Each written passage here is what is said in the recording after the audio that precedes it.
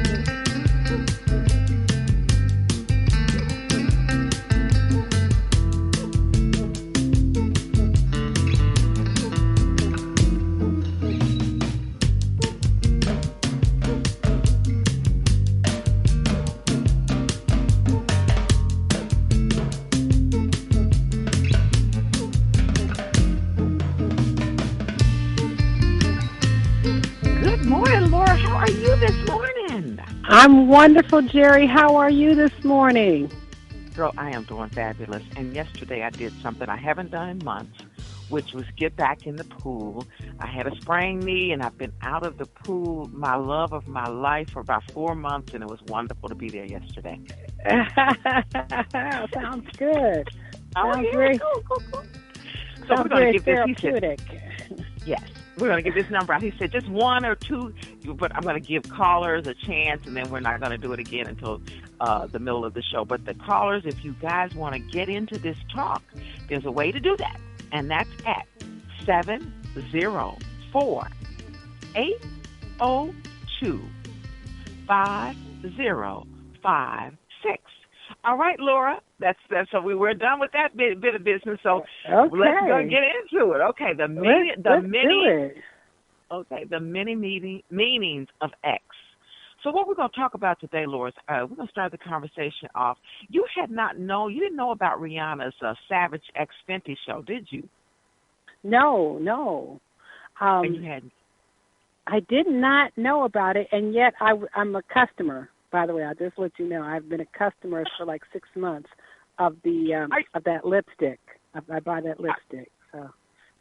Oh my God! So you didn't even know that? Okay, so you didn't even know. So what happened to me? I was, what they say, just probing through channels, and I happened to see her because not authentically a fan of hers, and not that I don't like her, but I didn't know anything about her style or anything. But anyway, be strolling through the channels, and her X Fenty Show came up, and it was fascinating. I had never seen anything like it. I didn't know that she had such a wild imagination. I didn't know that she was so creative. I didn't really know. It made me know that I didn't really know Rihanna.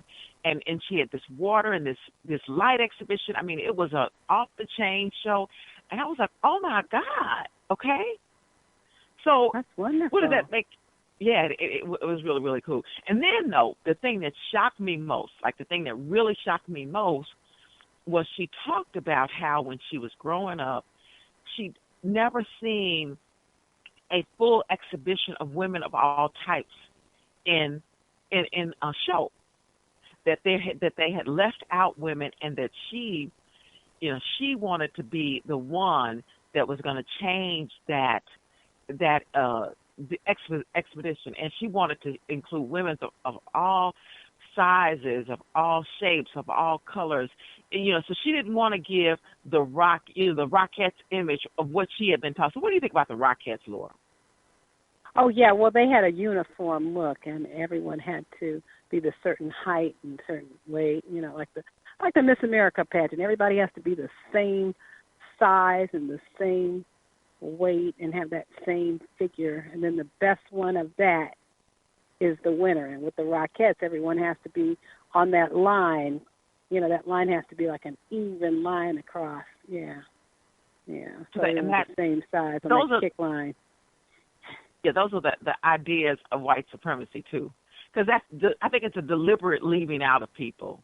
So if you're not this shade, and if you're not exactly this size, because that would only be found in tribes, as I think.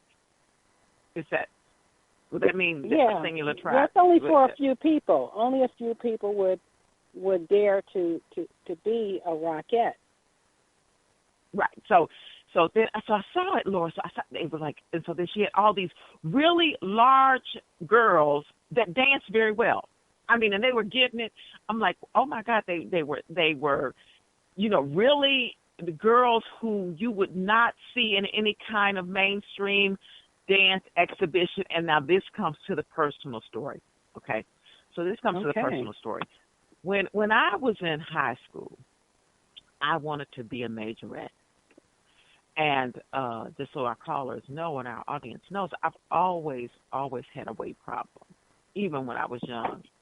So one of the scientific reasons, I don't know whether the science, they say that I was born with, there's some science around the fact that some people are born with excessive taste buds, or they're fully in effect, and that could be one reason, and then another reason could be the emotional wherewithal that I did not have as a young person. But at any rate, I was always not in control of my food. So I went out to be a majorette. I was at CBS, the high school here in Chicago, and I went out to be a cheerleader, a majorette. And I remember I was hanging around the gym, and I was really afraid because I was concerned about my weight. And I said, oh, my God, this is not going to work for me because I'm fat, and this is really not going to work for me. And the gym was full of children. A couple hundred children were in there, and I was so afraid to go in there because I said I'll never make it. So anyway, I finally went in the gym, and I knocked their socks off. Oh. They roared. I mean, they screamed at the top of their lungs for me because I can really dance. So that's why I can relate to that Savage X Fenty Show. Okay, I'm a big girl, but I could dance. Okay, and I was like, oh my God, I was like, oh my God, I was in tears, and they were like, oh, you were the best, blah blah blah blah blah. And then, Laura, when it came time, I made the squad. And do you know, I didn't do it. What? And it was actually, nope. What happened? Didn't do it. Look, as one of the girls reminded me, 40 years later, we're getting ready to have our 40th year anniversary. She said, I remember that day in the gym when you were the best, and I remember that you didn't do it. So schoolmates who hadn't seen me in 30 years remembered that because they were trying to understand why it is that I made the squad and then did not do it. And tell it was us. because I did not like being fat. Oh. Did not like it and would not accept that that's the way I had to be at the time. So what am I getting to? I'm getting to the fact that there's a lot of women who are overweight who pretend to be happy about it. But when it comes down to time for you to perform that way, you are not going to do nothing. You're going to be just like me. You ain't going to get on the squad. You're going to make the squad. You're going to blow the school away, and then you're going to go somewhere and sit down because you don't feel good about yourself. What do you think about that, Laura? So wait a minute. You let it stop you, though you had made it? That's absolutely, yes. That's what happened. You let it stop you from continuing on to actually do it? That's exactly what happened. Wow. So what does that say about food? What does that mean about food? I mean, what does that mean about how we feel about ourselves? What's really going on? Well, it sounds like you were ashamed of yourself, were you? Yes. Yes, I was. You were ashamed of yourself for being fat. Right. And so Rihanna, has said that that's not right. I think you have a story for us, Laura, but she said, full fast forward, I end up being a cheerleading coach. And I did, at that time, I started to realize that other girls like me should not be stopped from their goals because they were not ashamed of being fat, although I was. But I encouraged them to go forward and not be ashamed of it. Because you were ashamed of it. Absolutely. Wow. So That's a powerful story. I can certainly empathize with your being ashamed of being heavy. Okay. Because what I'm thinking is that you're feeling like I felt at my heaviest, like where I don't want anyone to see me. I'm this heavy, but I don't want anyone to see me. I can't have anyone see me. And that's certainly how I felt. The difference between you and me would be I would not have gone out I would have gone out. I mean, I would have just been at home. I would not have tried out feeling ashamed of myself. So the only thing we're talking about now, then, the difference between being halfway ashamed and wholly ashamed.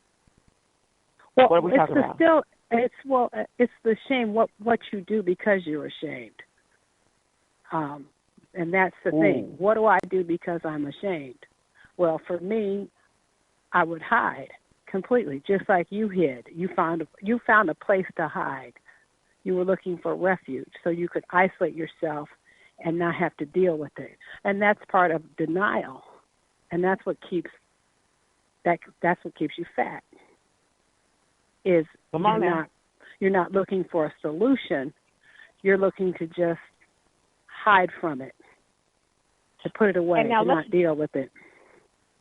And now let's look at how, like you said, like talking about for the audience, like not looking for a solution. Look at how much, like this is the irony of this. Okay. If I would have finished the process and became a majorette, all of the practices would have done what? They would have given you some confidence. They would have given you some confidence. It would have given me. I would have got on the journey to lower the weight. You see that? Because you knew you were ashamed and you didn't want to keep coming up there fat. So you're saying that you don't like being fat. No, I do not. No. And you don't like everyone to see that you're fat. No, and you didn't. So you don't accept it. Yeah, for me personally, I can't accept being fat. No.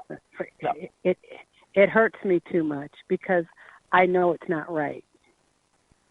And it's not real, and it doesn't feel good. And I know it's something that I can change. But how do I change it? If I don't have a solution to change it, then that just makes me feel bad. So I'm just feeling bad by myself and disconnected from people. And just sooner or later, just dealing with the shame of being fat. There's a lot of shame in being fat for many people. And so when this body positive movement comes along, I'm not on board because I don't believe it. What do you think? What are your thoughts? Well, I just gave you a whole story about making the majorette squad at CBS in 1976 or 77. Okay, and not actually becoming a majorette because I was overweight. I would have been a majorette had I had better food choices and understood what I needed to do in order to get to the destination I wanted to. If I would have saw that was a route there, if I would have had the emotional wherewithal to understand that was the way to get there, like I was looking for a solution and then wouldn't take it because fat stopped me. Yeah, you were looking for a solution to the problem of being fat. And one solution is accepting being fat, and you knew that wasn't one of your options because you don't accept it. Like me, I don't accept it. So where does that leave us if we don't accept the way we are? Where does that leave us? That's the question, and that's what you were dealing with. Where does this leave me? Here I am. I'm fat, and I can see it. Everyone can see it, and it's not acceptable to me. So I'm ashamed of it. That's the place you were. Mm-hmm. Correct? How fat were you? Give me, how much did you weigh? Oh my God, I was, the problem was, okay, so I probably was about 180, 190, I'm 5'4", but the rest of the girls is high school, they're 120, 110. So I'm a full 50, 60, 70 pounds heavier than the average girl on the team. Ooh. You see? Yeah. So I had the Rockettes mindset. So, we have this Rockettes mountain because I'm comparing myself to them. though I should not have been, but that's what really happened. Like I'm back in the day. I mean, I sold cheerleading uniforms. They didn't even make uniforms for girls my size. They would have had to adjust it. All of that. I mean, that it was a Rockette mindset. Everybody has to be a Rockette. So because everyone has to fit into the kick line, and when you don't fit in, then you feel like a mistake. Right, and we're saying. Rihanna's saying that, she wants to include everybody, but then you make the point, so you make the point that however that, when we were talking about this early in the week, it was very funny because you say, yes, I'm glad that she is moving away, so that the woman who is more self-confident than me can get out there and be overweight and join the Rockette line and go out there and dance. But by the way, those big girls didn't dance with any other girls. What she figured out how to do in her Savage X Fenty Show is those girls danced alone, by the way, Laura. That's how she did that? Oh. That's a wild imagination of hers and that creativity. They were behind lights, and when they didn't dance as a part of the group, they had solos. That's how she did it. So they were even highlighted. Yes. She took on fat acceptance and in your face. Look at them. Yes. So how do you feel about that? Well, see, I think that is okay. It's like the cheerleaders that I had that were size 16, 18. Some of them were very good. The problem, though, as I see it as an adult with a teenager who is already weighing 200 pounds, that is not going to a good place in terms of health.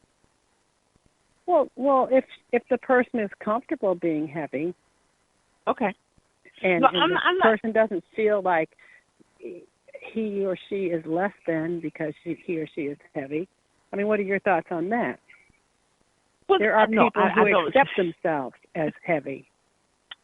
Yeah, I think that's okay. I'm not what they call it now, Laura. I'm not a fat shamer. Well, as you said, somebody in Cleveland. Yeah. No. What happened? Yeah. There was a cheerleader coach at my church, and she was a fat shamer. And she got on this girl's case. It made the newspaper, and the news. She got on this young woman's case for being heavy, and she said, she suggested that she lose some weight. And so she had to step down because right now the society is saying, hey, no more fat shaming. What? So she had to step down as the cheerleading coach. So so that means that even my recommendation about losing weight to make yourself healthier, could that be misinterpreted and therefore bring on a firing? Yeah, because that's talking about people and that's saying that something's wrong with people. There are plenty of people that are happy to be heavy. They like themselves heavy. They like being big. They own being big. Okay. They like being 250 pounds at 5'2". Okay. They embrace it. They embrace it in a way that. Go ahead. I'm sorry. No. In a way that you finish your point. I want you to finish. Well, they embrace it in a way that I personally cannot. Personally, being heavy, it does not work well for me. It's terrible for me personally. I'm not a good fat girl. So now I wonder about somewhere in between what about the people that are really not happy being heavy, but they don't have a solution, and they don't have a solution in terms of getting out of that. So many people so sometimes I compare it, and I don't have to be right because some people do like it, but I think your point about Rihanna. Let's go back to Rihanna. Is yes. that you immediately said to me that she's not in the group though, right? Yes. Yeah, I say that though she is in her business, realizing that she can't alienate anyone, and certainly she wouldn't alienate anyone. She's embracing people for her market share, I think. But if you look at her personal body, she's not into being overweight. I mean, I can look and tell. So, yeah, the first thing you said to me, Laura, was that she's not that way. It's like the people. She's not that way herself, no. The minister who at Trinity out Jeremiah, he got up one Sunday and told everybody that, it was okay to be single while he's in his second marriage. Like, see, right. That's how that works. It's not okay. If it's not okay for you personally, we can tell, and that's my point right. with these celebrities and this whole thing of being inclusive. While it's great for them because they know they can't alienate any fans, because all fat women can buy lipstick. Like I'm not a fat woman, but I can certainly buy lipstick of Rihanna's. She wants to leave the public with a good image. I'm not mad at her, but for her own personal body, look what she is presenting to the world. It's not a 250-pound body. No, she's not. For her, and she knows full well that's not how she lives her life. So, no, that's Jeremiah saying it's okay for all of y'all to be single, but I'm going to be married.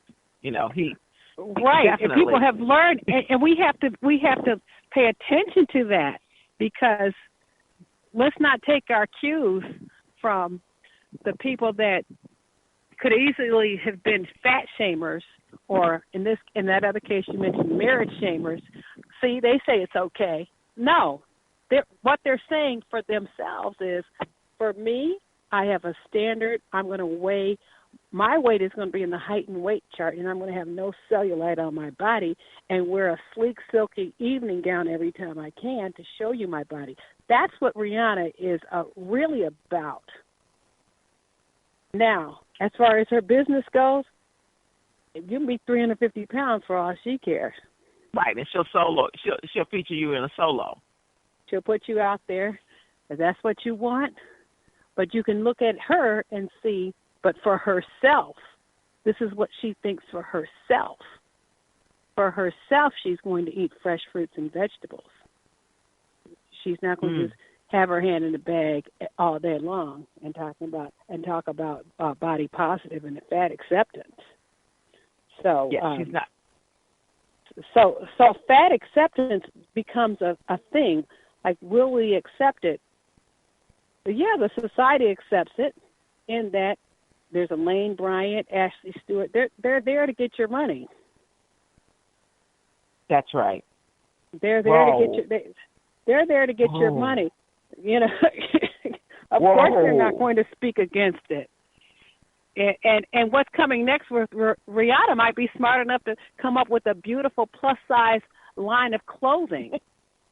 Yeah, you said that. I told you there was one years ago. I know, because August Max in Chicago, we had a place called August Max that had the most beautiful clothes you ever wanted to see in plus sizes. But they are gone. They're no more. They're just a big curtain stuff now. Well, I'm sure Ashley Stewart and Lane Bryant and Torrid have captured their market. Yeah, but they have not captured their look. Okay, well, there's money to be made. There's money to be made, and hey, it's an industry. If we look at Oprah Winfrey, she participates in the weight loss industry. That thing of changing it. So you have one issue of accepting being fat. That's what Rihanna's buying into. Hey, all this acceptance. Rihanna's buying into it. But she's not doing it. No, she's not doing it personally, but she says it's okay for everybody else. Okay. And, All right. yeah, Ashley Stewart, I'm sure you don't have to be 300 pounds to work there in the corporate offices. So, the really good jobs, the executive jobs, I'm sure they're not held by really overweight women. But is that another subject? That's back to the money. Oh, I think you just said the corporate executives. If we could take a look or get somebody to get some polls and go to the Avenue or the Ashley Stewart Executive Office, who would we find at the top of the money chain? Ooh. Right. I'm sure it'd be men, first of all, and it wouldn't be cross-dressing fat men. It would be, I'm not trying to be funny. I'm just trying to say that they wouldn't be users. They wouldn't be end users of it. They're just users of the money. They're just making money. It's money making for them. So they'll make stuff as big as you need to. Yeah, it's market share. They know. So now let's get back to what we were talking about before is the whole thing about accepting being fat. If you're fat, either you accept it or you don't. And that's something you have to decide for yourself. I personally don't accept being fat, and you didn't accept it being fat. So that's a different group of people, and that's who we are working with on this show. That's for right. The people who say, yes, I'm fat, but I don't accept that for me. It doesn't sit right with me. I never made peace with it. If you're fat and you think it's great and you're large and in charge and everything's wonderful for you, that's fine. That's you. But you're not who we're looking for on this show to help. We're looking to help the people who don't accept it for ourselves. That's right. And that's where I am. I don't care. That's what my story's about. Right. The society can get as fat as it wants to get.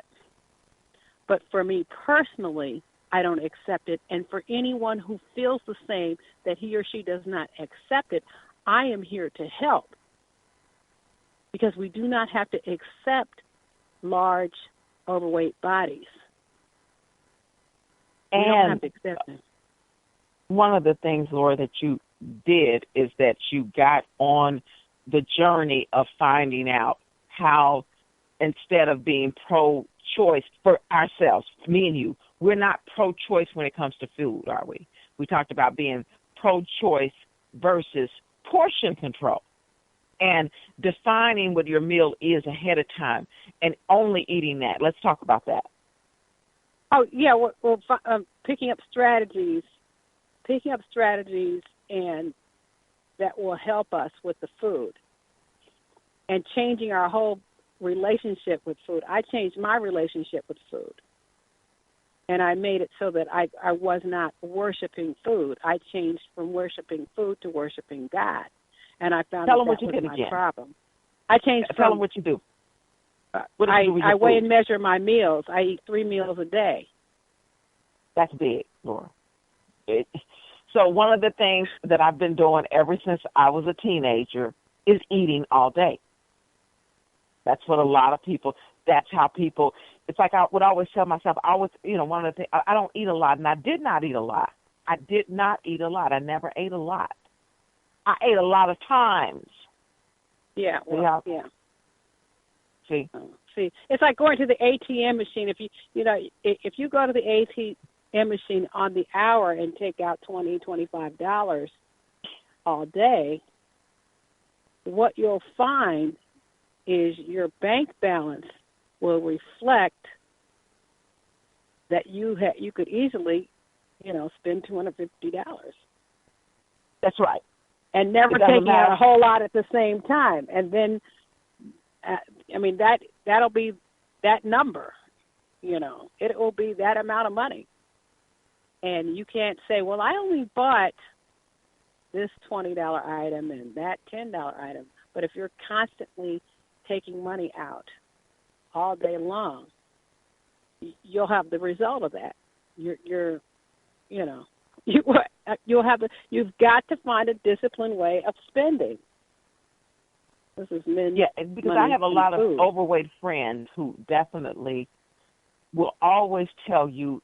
I mean, you've heard it. You've heard it because inside of the women who are that weigh no more than they want to weigh. Inside of that circle, there's all kinds of stories about how they're not eating so much, and they have no explanation for the weight. Like, one of the things they'll do, and we have a few more minutes, but one of the things that they love to do, we're going to have to get off, is that, they love to, say, for instance, I'm going to get off of meat. I mean, they'll do that, but that's still, they'll pick one food they won't eat. Yeah. But that extends to them eating all day long and eating, everything. They would demonize one food, right? Yeah, as if that's their problem. What is the problem is eating as if that's their problem, that one food. Like, they're just playing games with food. Because there's a love affair of food. There's an eating addiction. There's a worshiping of food. Okay. So we're going to go to break. Yeah. All right, break time. So what's our number to call in? I think when he's going to play the music, and then when the music stops, then we can give the number again. Yeah, because this is not the regular break that we'll have. We're getting to the point where we're talking, and I'm not even... For podcasts and live program scheduling, visit us on the web at blacktalkradionetwork.com.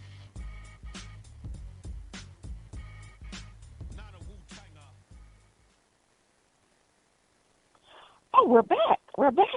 Laura, so I'll give out the phone number again if you want to give us a call and join the conversation at 704-802-5056.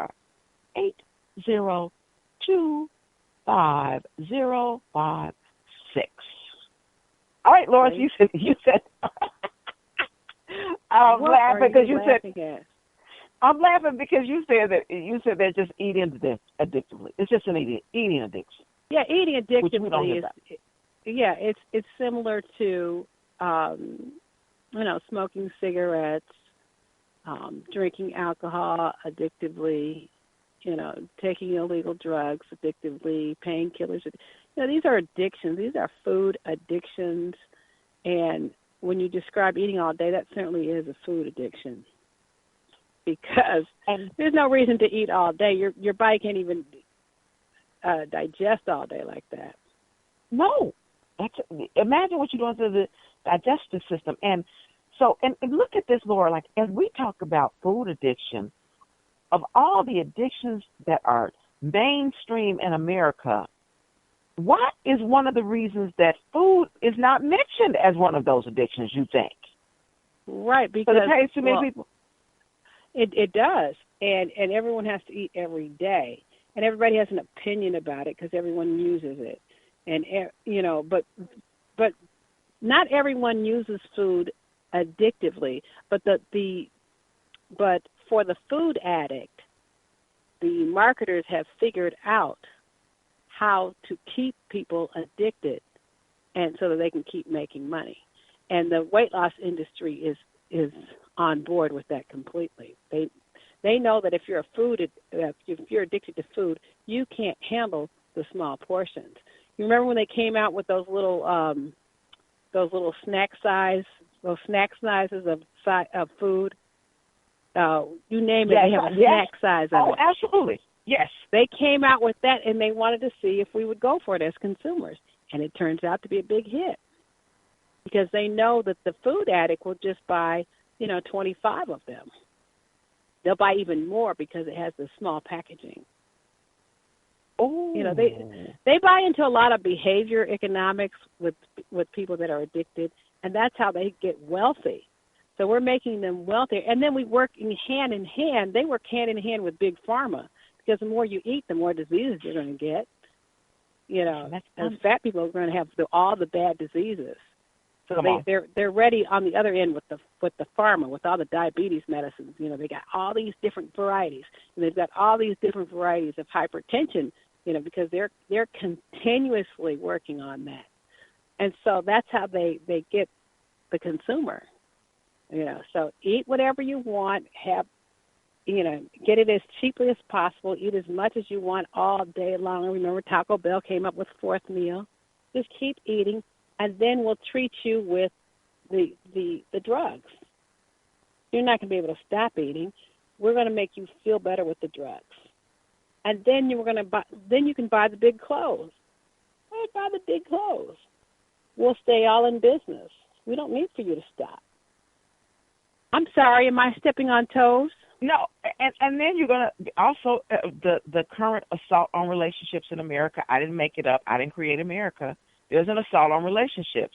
You're not going to be in as many relationships as an obese woman as you will as a inside of the height and weight chart. I'm sorry, but it's not going to happen. That's true. That's true because people silently think, or they can't say it, but they know that Rihanna's body is more desirable than the fat women dancing. And that's what people really think. And so, and they can't say it because this is a society of political correctness. So we can never your friend who got fired for fat shaming. Now, I don't know what perspective she was coming from. Yes. Yes. Right, because fat shaming is now a thing. It's wrong to fat shame. So it's wrong to fat shame, so you can't say that. And so people don't feel comfortable saying it. Like people used to tell you, hey, you're getting too fat. That's right. And now we can say, hey, you're fat shaming. Wow. Let me get it. So we're supposed to, and see, it's insidious because it's feeding into big business. So big business is back to don't fat shame. Big business is on board with no fat shaming because now they can sell you more Big Macs and more Ashley Stewart clothes and more 100-calorie snacks. And ultimately more drums. That's right. And more drugs. And ultimately at the end, because oh my God, because I was even at the gym, this is a disturbing trend. And they talk about there's so many documentaries, great pieces that will help so many people out there. But they talked about how, although there's been this whole movement around, health and nutrition, everybody is heavier. At the gym yesterday, this is not, I used to be, back to this, I used to be the heaviest woman at the gym. Okay. And, when I started going to the gym in the 80s, I was the heaviest woman there. Yesterday, there must have been, I'm not exaggerating, Laura, when I tell you that there was, I saw, and I was there late, I was there after 7 p.m. Central Time, I saw about 12 women that weighed more than 300 pounds. Yeah, they have to be included because they have money. And so, and they can't be fat shamed. If you've noticed, Planet Fitness has this whole thing about, we're not judging you.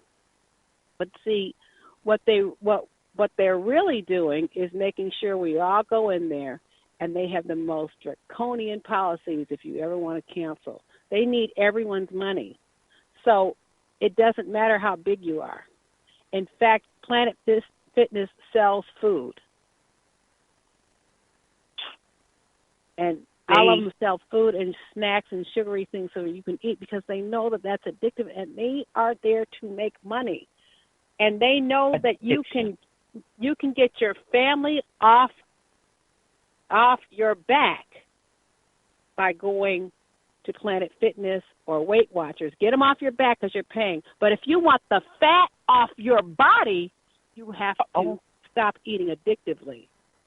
Woo. You see that? If you want to get your family off your back, go, pay for Weight Watchers, pay for Planet Fitness.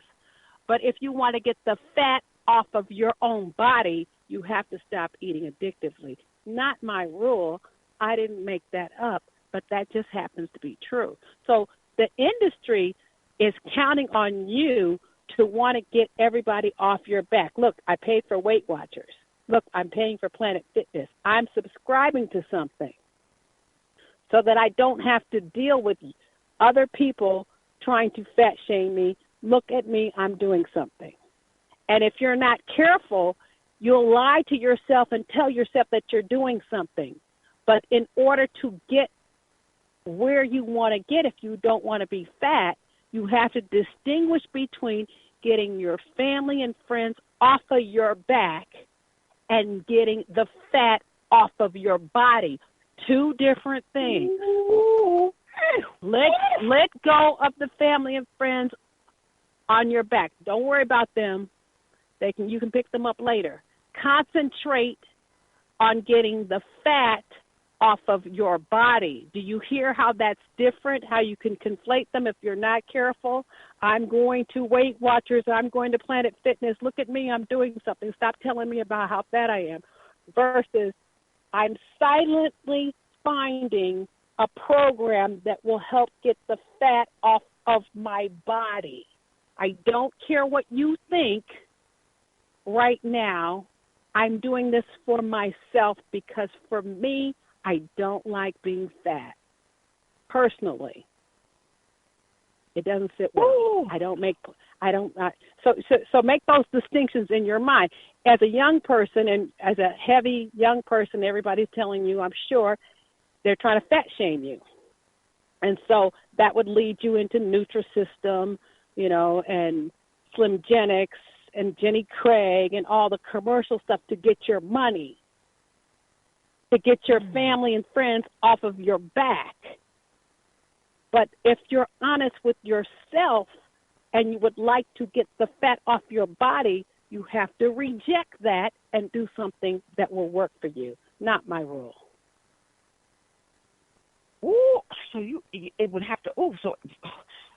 Men, food. Do you see men, a money, and difference? food. So yeah, I heard it. So the distinction.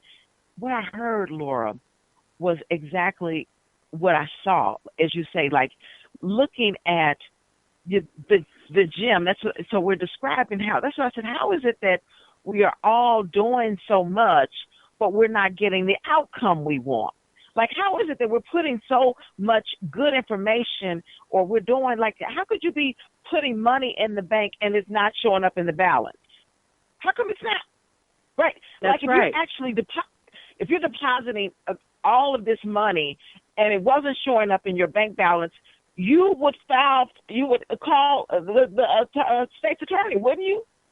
Exactly, but it wouldn't happen because the first one that happened, the first $25 that you deposit and it doesn't show up, you'll be at the bank talking to the manager and everyone that will listen, regardless of everything will stop because the deposit didn't reflect. Because they want to relate everything external. They do not want to relate the overweightness to food. They want to relate it to activity. You see that? That's the game. Yes, that is. You see, that's the game. That's the trick. That's the emotional garbage that the society is feeding you. All you got to do is be more active. No, all you got to do is be more active. I remember I had that trick, and you told me, no, Jerry, that will never solve the problem. You've got to get the food in control. Right, because you cannot exercise off items of you can't exercise off candy bars and cookies and donuts and all that. You can't exercise that off. You cannot.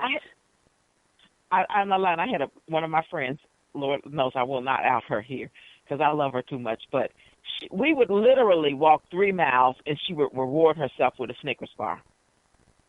That's a true story. And it's not just the Snickers bar. It's everything after. Because, see, with food addiction, you go into oblivion. It's like there's a bottomless pit. You can never eat enough. No, you can never eat enough. It's never ending, and you never account for what you eat.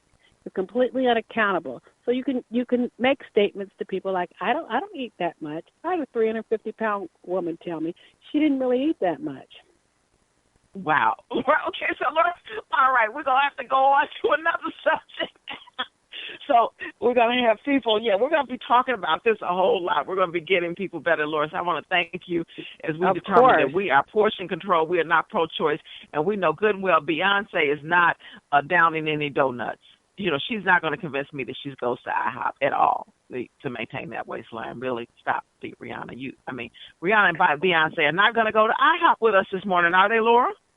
They won't go with anyone. They might go. But they'll get a boiled egg.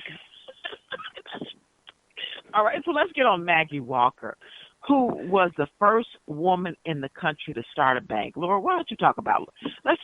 We're going to get to this money and what's going on with our money. So what do you think about Miss Walker, Laura?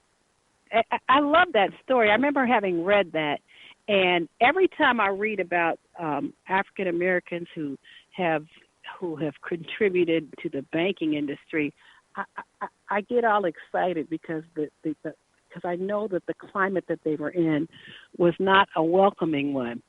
And I know it wasn't easy to just start a bank because, I mean, it wouldn't be easy now. Oh, what? What? Okay, anyway, that's supremacy, white supremacy. Are you serious? And we're not going to get into this. We're really not. But let's look at how even people like Oprah won't start banks. Let's move on. There's a reason. Let's move on. Let's not go there. Yeah, anyway. Yeah, why is that? Okay. We won't start banks or insurance companies. Notice that? How is it that our wealthy, so like you said, Maggie, who, let's talk about, she had been a slave, she had been a slave and she started a bank, and now we have billionaires that won't start banks. I think they've co-opted with white supremacy. That's my actual feeling, that they are taking their directions from white supremacy. But I don't have to be right.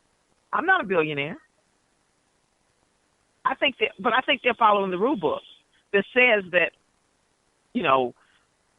because if a black woman was, here's my problem with the story, and so we'll go to it, but let me give the story. Maggie Lena Draper, she was born in 1867 in Richmond, Virginia, as the daughter of a former slave. In 1883, she graduated from Armstrong Normal School, and then after that taught as an educator at the Lancaster School up until her marriage to Armstead Walker Jr. in 1886. But anyway, let's see. So, during the time she had 3,400 members and 57 chapters that were let's see, I'm looking here. Wait a minute. So I'm looking, guys. Okay, so in 1903, she founded the St. Luke Penny Savings Bank, which she became the president, and then there actually are not any black female presidents of banks today. I'm not surprised.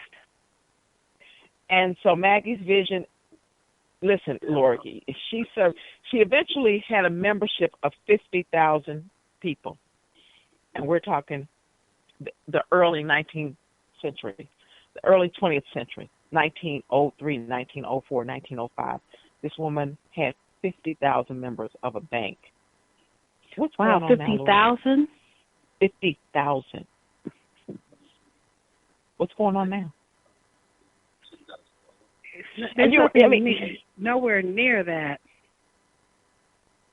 So if that was our idea, if that was an invention of black females, and this is the same thing I say about the hair industry and about all of this assault that we are under. And you're right. I mean, it was very hostile then, but we know that it is as hostile now. But anyway, if that was something that was that an African American woman started, if there was a natural progression of things in the country outside of hostility, wouldn't that mean that today an African American woman would own the biggest bank in the country?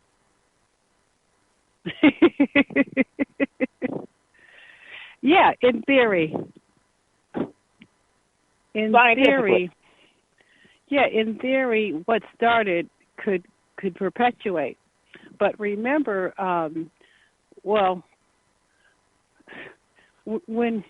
have an unfair advantage. I've studied the history of black business in America, and what is a common thread is sabotage. These efforts are sabotaged with all the various Jim Crow laws. So those come in for a reason. All those things come in for a reason, and they certainly do stop the next people. You see that? How they stop the next people from forming the institutions and making the progress. For example, when the U.S. government is part of it, but when they had they would have to be. They're running the country. Okay, they cannot actually. The invisible white people that are in the movies, they are anyway. They're always the invisible ones that are doing all the damage, or the ones we don't see. Anyway, keep talking. Yeah, the black entrepreneurial efforts are quashed so that there's no intergenerational wealth, because they know exactly that. By that, like you said before, if you stayed along those lines with the black woman owning the bank, with the blacks in banking, if we were to all stay with those black insurance companies and all the banking, remember, Black Wall Street was destroyed. It was destroyed for a reason. It wasn't destroyed because some black man was whistling at some white woman. It was destroyed so that there would be no intergenerational wealth. Whoa. That's why they destroyed it, and so that you would remember, so the people would remember. That's terrorism. So people would remember. That's what that's it right. is. Don't start a bank. That's federal government assaults. Those are systematic. Right. Because those are systematic wars. Every time a financial industry comes up, there's a light that they go and they bomb it. So that's why we don't see African American women even controlling the hair industry anymore. Even though we started they that. Quash it. They quash it and they show us. They show us. They keep showing us, hey, we're going to destroy your efforts. We're going to destroy you. We're going to destroy your efforts. When they have the lynching is to destroy black business people. The main victims of lynching are black businessmen. So they want to show you what happens to you when you're an entrepreneur. And so that it's no wonder that we have the floundering black businesses that we have now, because we don't have intergenerational wealth, and we have these memories of things being sabotaged. So much so, a week ago, I asked a friend of mine, I said, I should start a bank. I had the idea that came in my head. I should start a bank, and the person was, immediately shot it down. You said immediately? Immediately shot it down, because that's how. Can I just interject this? He's actually, again, that's moon travel. That's travel to Mars, because the idea of a black woman starting a bank 120-something years after one already did it is now, we just as well be trying to get a rocket launch to Mars. You see that? Exactly. It's too far-fetched. What? That doesn't make any, and I'm like, so all these ideas are not being said. If you said, if a little kid says, what would you like to be when you grow up? It's perfectly all right for the person to have, like one generation role models, like, like all the entertainers are going to do that for one generation. But if you say you're going to, I think I'll start a bank. I've never heard anyone say you can start a bank. They promote stuff that can be done only personally or in one generation. Is that me? Or am I just making stuff up? That's what I've noticed. But no one says the legacy is going to be this. I'll build a legacy for black banks in America. I will build a legacy so that my children's children's children will have banks that they can use and own banks and be able to have financing and all that, blah, blah, blah, blah, blah. But they don't encourage that. That's not encouraged. What's encouraged? Well, it's encouraged outside of, with other groups. Oh, please, outsiders. That's what. Yeah. It's encouraged only for outsiders. African Americans do it. It's bombed. It's bombed. There's a bomb, a nuclear bomb, even if they have to. And then obviously we've been hit by nuclear bombs, because if you can't build again, that sounds like Hiroshima. Like so not only they drop bombs, Laura, they drop bombs such that we can't even build again. Right now, there's no African American woman who owns a bank, and Oprah's a billionaire. Right. Like, that doesn't even make any sense. That's right. And she's not the only one that's really, really rich. But they don't want to start banks. Well, so there's an initiative now, guys. If you there's a national credit union being launched called the Hebrew Federal Credit Union, but there is like you said, there's somebody now and they're bringing in some money from another country. It's like, anyway, it has to be, it's so, and I know it's so convoluted for us to just try to get in the banking industry, Laura. Talk about that. I want you to end the show talking about that. Well, yeah, I mean, first of all, one of the things that you'll notice when the African-American entrepreneurs started businesses, they were very careful with what they named them. So if you name something Hebrew something, you've already are making a statement. Most of us African-Americans are Christians, so when we hear Hebrew, we know we're not going to, that's not going to be for us. There's no need to have the word Hebrew in a bank or a credit union. See, there's no need for that. See, the banking names are always going to they're always going to sound very innocuous. First this, American that, the People's Bank. You want to have something more that will, United Bank in Washington, D.C. I remember that one. You want to have something that sounds like something. But when you say Hebrew, and you put ethnicity or religion in a bank, it doesn't fit there. And that's not for the long term. That's ego-based. Whenever I hear something ego-based, I'm like, that's not really for the greater good. Automatically, I hear that like that. Oh, wow. When you I look definitely at, got to let them. So you think that they need to think about the name. You think that name right there needs to be, okay. Yeah. Branding America, this is America. We've always been branding. This is a little bit off the subject, but the group of lawyers, the black lawyers, they have a name called the National Bar Association. They have a name that doesn't say the black people that went to law school. It says a name that doesn't have to say exactly who they are and what they are, but it's more of a blending into society. Not that you can't have the word black in the Black Lawyers Association, but it just doesn't have that name in it. Then there's no need to put religion in it unless it's the AME Church, African Methodist Episcopal Church. We need to know that we need to know because it's a denomination. It has a name for a reason. It isn't for everyone. This is for Methodists, African Methodists, not for everyone. It's for people who identify as African Methodists. Okay. And it's an Episcopal church. It's run by bishops. Those words are deliberate and they say exactly what it is. When the AME Church was founded, it says exactly what it is. Say what it is, and look how it's lasted. It is what it is. But when you call something the Hebrew Credit Union, I mean that's just me. But I'm a consumer.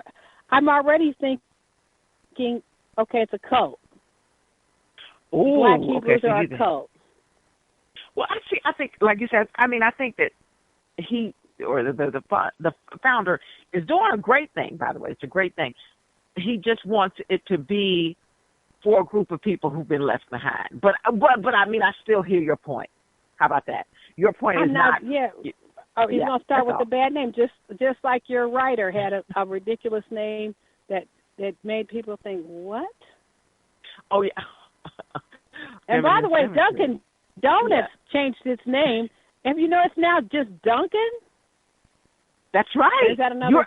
You're right. Hello, ladies. You're right. Hey, if I may chime they're in. trying to get your money. Hello. If I may chime in before we get ready to close out, I'm in total agreement with you. And the reason is that you made a great point about the AME bank or something, because that's usually just for that church or those church members, especially if you're talking about a credit union.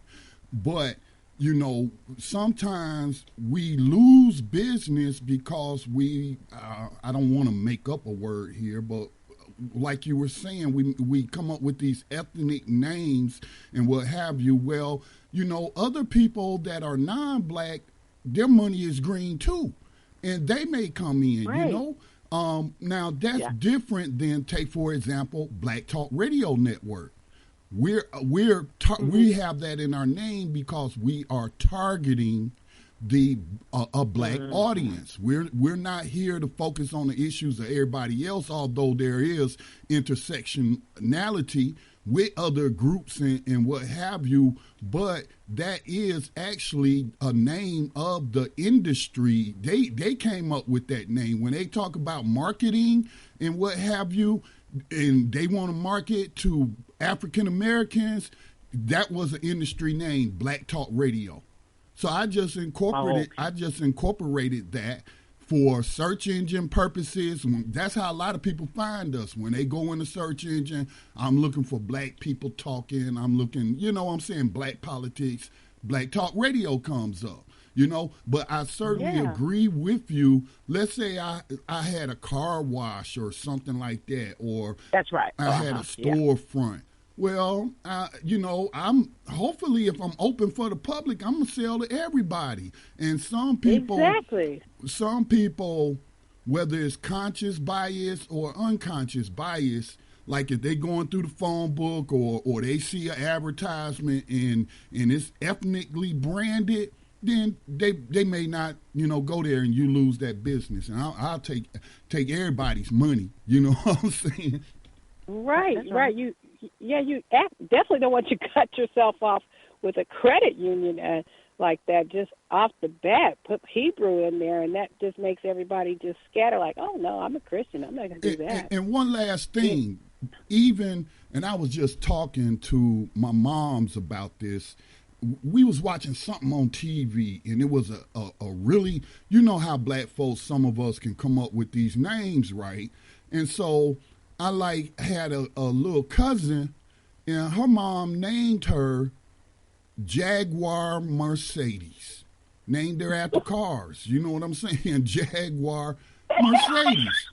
Now, oh my goodness. Now that can hurt you in employment opportunities. If you understand what I'm saying.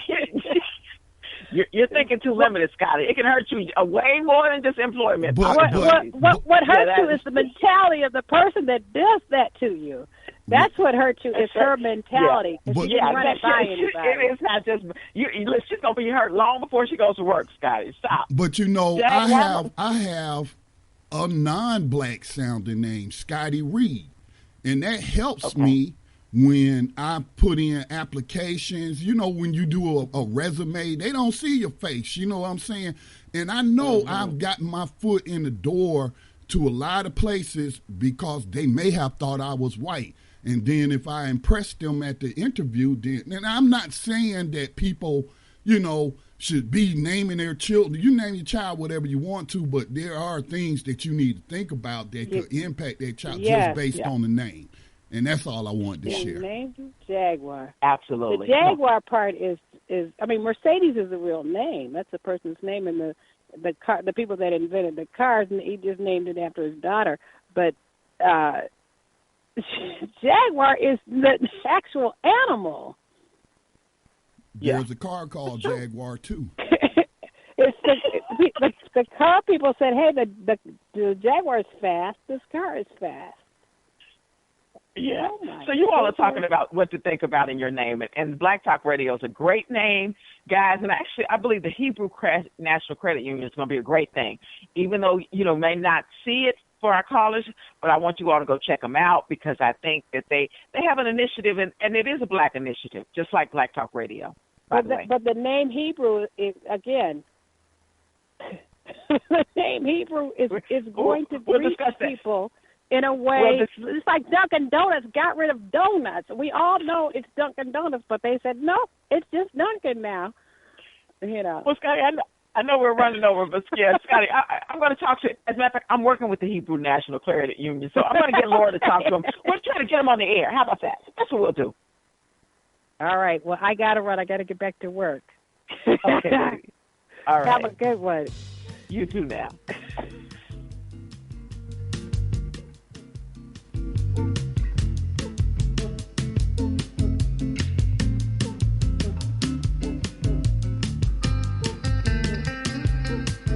Okay, Scotty, I'm gone.